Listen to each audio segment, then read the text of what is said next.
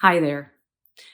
I know a lot of the time we're rushing around taking care of business, taking care of our families, doing the next thing we have to do. Our brains, our minds are going crazy. At least mine is. And it's so easy to lose sight of the fact that we are part of a social ecosystem. We're part of a community, a family, a group of friends, a world. And that's where social intelligence comes in. And this morning I was reminded of three important elements of that. Number one, to communicate, I see you. I'm aware of you by bringing your presence in. Number two, to communicate, I feel you. In other words, my heart is open to you. I'm compassionate.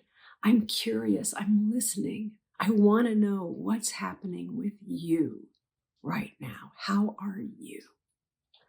And number three, I will take action to support you.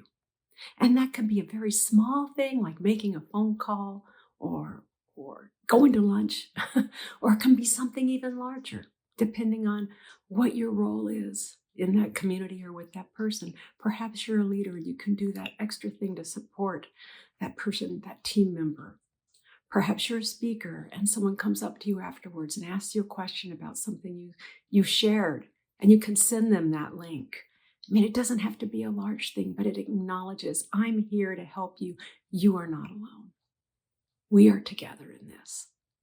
These social intelligence components remind us how important we are to one another.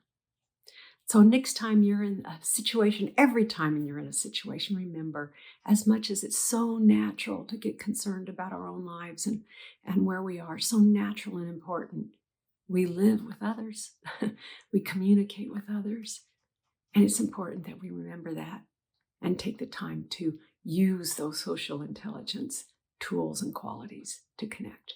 And if I can support you, I'd love to. In the meantime, be well.